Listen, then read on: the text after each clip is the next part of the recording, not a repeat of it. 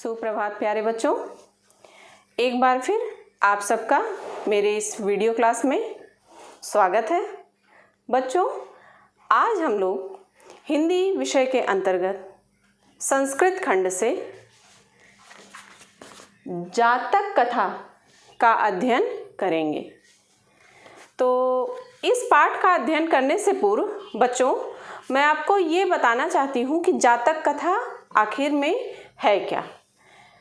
भगवान बुद्ध के पूर्व जन्मों की बेहद लोकप्रिय कहानियों को जातक कथाओं के नाम से जाना जाता है और इन कहानियों का संकलन जन सामान्य को उपदेश देने के लिए किया जाता है। अब हमारे पाठ्यक्रम में 2 जातक कथाएं निर्धारित हैं, जिसको मैंने व्हाइट बोर्ड पर लिख रखा है। पहली है उलूक जातकम, जिसका अर्थ है उल्लू विषयक जातक कथा, और दूसरी जातक कथा है नृत्य जातकम, जिसका अर्थ है नृत्य संबंधी जातक कथा। तो बच्चों, सबसे पहले हम लोग उलूक जातकम का हिंदी अनुवाद जानेंगे। उसके भी पूर्व यदि इस पाठ से आपको गद्यांश आता है हिंदी अनुवाद के लिए, तो उसका आप संदर्भ जान लीजिए कि प्रस्तुत गद्यावतरण या प्रस्तुत गद्यांश हमारी पाठ्यपुस्तक हिंदी के संस्कृत खंड के अंतर्गत जातक कथा नामक पाठ से लिया गया है। अब हम लोग उलूक जातकम का हिंदी अनुवाद जानेंगे। उल्लू विषयक जातक कथा। अतीते प्रथम कल्पे जना एकम अभिरूपम सौभाग्य प्राप्तम सर्वाकार परिपूर्णम पुरुषम राजानम अकुर्वन्। अतीते प्रथम कल्पे, विगत या बीते या प्राचीन काल के प्रथम कल्पे, प्रथम कल्प में, प्रथम युग में, जना लोगों ने, एकम अभिरूपम सौभाग्य प्राप्तम सर्वाकार परिपूर्णम पुरुषम राजानम अकुर्वन्, एक विद्वान, सौभाग्यशाली और सर्वाकार परिपूर्णम, समग्र आकृति से परिपूर्ण पुरुष को राजानम अकुर्वन्, राजा बनाया। तो विगत या बीते या प्राचीन काल के प्रथम कल्प में लोगों ने एक विद्वान, सौभाग्यशाली एवं समग्र आकृति से परिपूर्ण पुरुष को राजा बनाया। चतुष्पदा अपि सन्निपत्य एकम सिंहम राजानम कुर्वन्। चतुष्पदा अपि, चौपायों ने भी अर्थात पशुओं ने भी, जानवरों ने भी, सन्निपत्य एकत्र होकर, एकम सिंहम राजानम अकुर्वन्, एक शेर को राजा बनाया। चौपायों ने भी, पशुओं ने भी या जानवरों ने भी एकत्रित होकर एक शेर को राजा बनाया। ततः शकुनिगणः हिमवत् प्रदेशे एकस्मिन् पाषाणे सन्निपत्य मनुष्येषु राज्या प्रज्ञायते तथा चतुष्पदेषु च। ततः शकुनिगणा हिमवत् प्रदेशे, तब शकुनिगणा अर्थात पक्षीगण, इसके बाद पक्षीगण हिमवत् प्रदेशे, हिमालय प्रदेश में, एकस्मिन् पाषाणे सन्निपत्य, एक चट्टान पर एकत्र होकर, मनुष्येषु राजा प्रज्ञायते तथा चतुष्पदेषु च, इकट्ठे होकर बोले कि मनुष्यों में राजा जाना जाता है, तथा चतुष्पदेषु च, तथा चौपायों में अर्थात पशुओं में भी राजा जाना जाता है। अस्माकं पुरंतरे राजा नास्ति, कहते हैं कि हमारे बीच में राजा नहीं है। अराजको वासो नाम न वर्तते, कहते हैं कि राजा के बिना रहना उचित नहीं है। एको राजस्थाने स्थापयितव्यः इति उक्तवन्तः। एको, किसी एक को, राजस्थाने स्थापयितव्यः, राजा के स्थान पर स्थापित करना चाहिए, इति उक्तवन्तः, ऐसा उन्होंने उन सब ने कहा। अथ ते परस्परम अवलोकयन्तः एकम उलूकम दृष्ट्वा अयम नो रोचते इत्वोचन। अथ ते परस्परम अवलोकयन्तः, इसके बाद आपस में एक दूसरे पर दृष्टि डालते हुए, एक उलूकम दृष्ट्वा, एक उल्लू को देखकर कहा, अयम नो रोचते इत्वोचन, कि यह हमको अच्छा लगता है। अथैकः शकुनी सर्वेषां मध्यादाशय ग्रहणार्थं त्रिकृत्वम् अश्रावयत्। तत्पश्चात एक पक्षी ने सभी के मध्य उनका आशय जानने के लिए या उनका मत जानने के लिए 3 बार इस बात को सुनाया, अर्थात इसकी घोषणा की। किसकी? अयम नो रोचते, क्योंकि यह उल्लू राजा के पद के लिए हमें पसंद है। ततः एकः काकः उत्थाय, तब एक कौवे ने उठकर कहा, तिष्ठ तावत्, जरा ठहरो। अस्य एतस्मिन् राज्याभिषेक काले एवं रूपम मुखम क्रुद्धस्य च कीदृशीं भविष्यति। कौवा कहता है कि इस राज्याभिषेक के समय जब ऐसा मुख है तो क्रुद्धस्य च कीदृशीं भविष्यति, क्रोध आने पर कैसा होगा। अनेन ही क्रुद्धेन अवलोकिताः वयं तप्त कटाहे प्रक्षिप्तास्तिला इव तत्र तत्रैव ढंक्ष्यामः। कौवा कहता है कि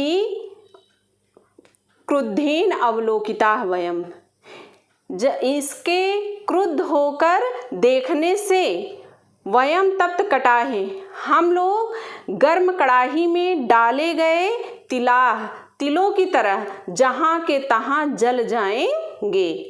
ईदृशो राजा मह्यम न रोचते इत्याह। कौवा कहता है ऐसा राजा मुझे अच्छा नहीं लगता है। न मे रोचते भद्रम वह उलूकस्याभिषेचनम अक्रुद्धस्य मुखम पश्य कथम क्रुद्धो भविष्यति।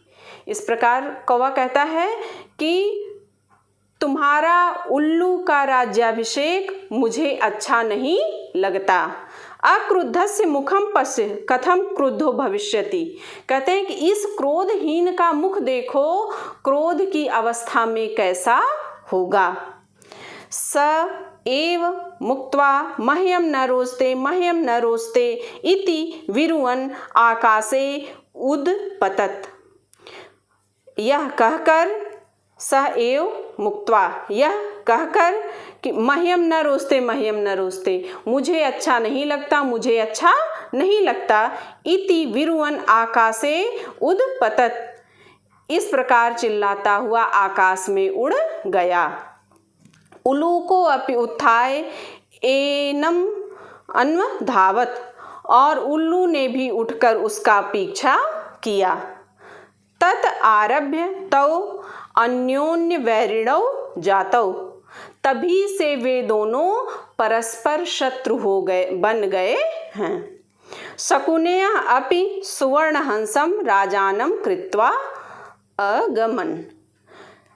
शकुनेय पक्षी गणों ने भी सुवर्ण हंस को राजानम कृत्वा अगमन, राजा बनाकर चले गए। तो यहाँ पर उलूक जातकम की कथा समाप्त होती है। बच्चों, अब हम लोग नृत्य जातकम का हिंदी अनुवाद जानेंगे। नृत्य जातकम, जिसका अर्थ है नृत्य संबंधी जातक कथा। अतीते प्रथम कल्पे चतुष्पदा सिंहम राजानम अकुर्वन्। अतीते, अतीत के, प्राचीन काल के, प्रथम कल्प में, प्रथम युग में, चतुष्पदा सिंहम राजानम अकुर्वन्, चौपायों ने अर्थात पशुओं ने सिंहम राजानम अकुर्वन्, सिंह को राजा बनाया। मत्स्याः आनंद मत्स्यम, मछलियों ने आनंद मछली को, शकुनया सुवर्ण हंसम, और पक्षियों ने सुवर्ण हंस को राजा बनाया। तस्य पुनः सुवर्ण राजहंसस्य दुहिता हंसपोतिका अतीव रूपवती आसीत। उस सुवर्ण राजहंस की दुहिता अर्थात पुत्री हंसपोतिका अतीव रूपवती आसीत, अत्यंत सुंदर थी। उस सुवर्ण राजहंस की पुत्री हंसपोतिका अत्यंत सुंदर थी। स तस्यै वरं दात यत् सा आत्मन निश्चित रुचितं स्वामिनं ऋणुयात् इति। स तस्यै वरं दात, उस सुवर्ण हंस ने उसको वर दिया था कि सा आत्मनिश्चित रुचितम स्वामिनम ऋणुयात इति, कि जो उसे स्वयं पसंद आए उसे वह पति के रूप में वर्ण कर सकती है, अर्थात वह अपने मन का पति चुन सकती है, अपने मन का पति वर्ण कर सकती है। राजहंस तस्यै वरं दत्त्वा हिमवती शकुनि संघे सन्न्यपतत। राजहंस उसे वर देकर हिमवती शकुनि संघे सन्न्यपत, हिमालय पर पक्षियों के समूह में उतरा। नाना प्रकारा हंस मयूरादयः शकुनिगणाः समागत्य एकस्मिन् महति पाषाणतले सन्न्यपतन्। अनेक प्रकार के हंस मोर आदि शकुनिगणाः पक्षियों के समूह या पक्षीगण समागत एकस्मिन् महति पाषाणतले सन्न्यपत्य आकर एक विशाल शिला तल पर एकत्रित हो गए। अनेक प्रकार के हंस मोर आदि पक्षीगण आकर एक विशाल शिला तल पर एकत्रित हो गए। हंसराजः आत्मनः चित्तरुचितं स्वामिकम् आगत्य वृणुयात् इति दुहितरम आदिदेश। हंसराज ने अपनी पुत्री को आदेश दिया कि आत्मनः चित्तरुचितं स्वामिकम् आगत्य वृणुयात्, कि अपने मन के स्वामी का आकर वरण करे। हंसराज ने अपनी पुत्री को आदेश दिया कि आकर के अपने मन के स्वामी का वरण करे। सा शकुनि संघे अवलोकयन्ती मणिवर्णग्रीवं चित्रप्रेक्षणं मयूरं दृष्ट्वा अयं मे स्वामिको भवति इत्यभाषत। सा वह शकुनि संघे अवलोकयन्ती पक्षियों के समूह को देख करके या पक्षियों के समूह पर दृष्टिपात करते हुए मणिवर्णग्रीवम मणि के रंग के समान ग्रीवा वाले गर्दन वाले चित्र प्रेक्षणम मयूरम रंग बिरंगे पंखों वाले मयूर को दृष्टवा देख कर अयम में स्वामी को भवत यह मेरा स्वामी बने इत्यभाषत ऐसा बोली। वह पक्षियों के समूह को देखकर मणि के रंग के गर्दन वाले तथा रंग बिरंगे पंखों वाले मोर को देखकर यह मेरा स्वामी बने ऐसा बोली। मयूरः अद्यापि तावन् मे बलं न पश्यसि इति अतिगर्वेण लज्जाञ्च त्यक्त्वा तावन् महतः शकुनि संघस्य मध्ये पक्षौ प्रासार नर्ति तुरामब्धवान् नृत्यञ्चा प्रतिछन्नो अभूत्। मयूरः मोर अद्यापि तावन् मे बलं न पश्यसि, आज भी तुम मेरे बल को नहीं देखती हो।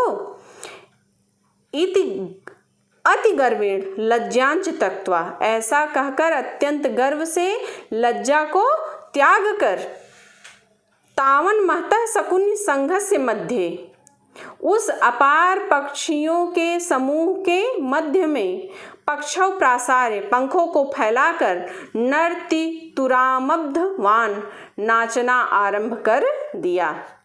नृत्यं चा प्रतिछन्नो अभूत, और नाचते हुए नग्न हो गया। सुवर्ण राजहंस लज्जितः, सुवर्ण राजहंस ने लज्जित होकर के कहा, अस्य नैव ह्रीं अस्ति न बर्हाणाम समुत्थाने लज्जा। अस्य नैव ह्रीं, इसमें न तो विनय है, अर्थात इसमें न तो संकोच है, न बर्हाणाम समुत्थाने लज्जा, और न ही पंखों को उठाने में तनिक भी से लज्जा है। नास्मयि गतत्रपाय स्वदुहितरम दास्याम इत्यकथयत, कहते हैं कि इस लज्जाहीन को मैं अपनी पुत्री नहीं दूंगा।